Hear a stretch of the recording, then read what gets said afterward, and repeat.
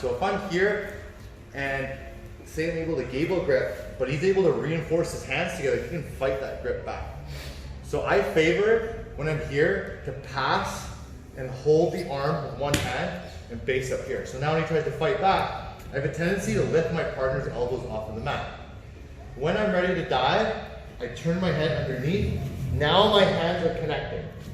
Okay, so if I come back again, I'm holding my partner down just from the takedown, and I'm lifting him up. Now when he tries to move forward, it's much harder because I can actually lift him up and I have all my weight on him. When I'm ready to go, my hands will be connecting here as I'm turning through. So now when we roll, worst case scenario, I'm in this position, he's starting to put his hands together and he's fighting this topside arm back. So it's hard to get the choke because the elbow's so high. So every time we're here and we have the gable grip and my elbows are pulled in, we have to walk towards him. This is 100% the first thing you need to do. Bring that leg over to collapse his structure to walk into our grips.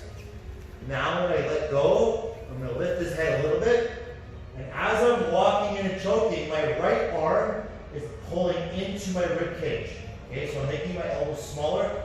One arm is walking forward and the other is walking back as I close that space. Okay, so if we go back again, he's in the turtle position.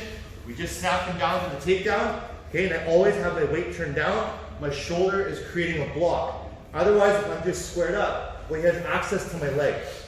Okay, and if he's someone larger than us, they're going to be able to push forward. So we're going to counter that by lifting at the elbow and holding him here. Now when he tries to move forward, it's much harder. When I'm ready to go, you can be confident in this position. I'm turning underneath, I'm gable gripping and sucking his arm in. As I'm turning and rolling, he puts his hands together. If you just try to get the choke here, you can see it's much more difficult. So as the gable grips in, I immediately throw my hips over, collapsing that structure to connect my grip. So hand to bicep, my other hand swoops over, I grab his lap.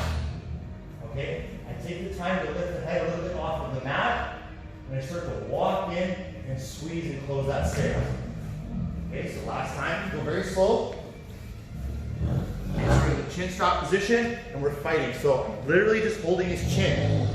I'm gonna lift across that arm. So now I'm holding him. When I'm ready to go, I dive my head underneath. Right here, I'm gable gripping. His hands come together. I walk in. We get rid of that arm.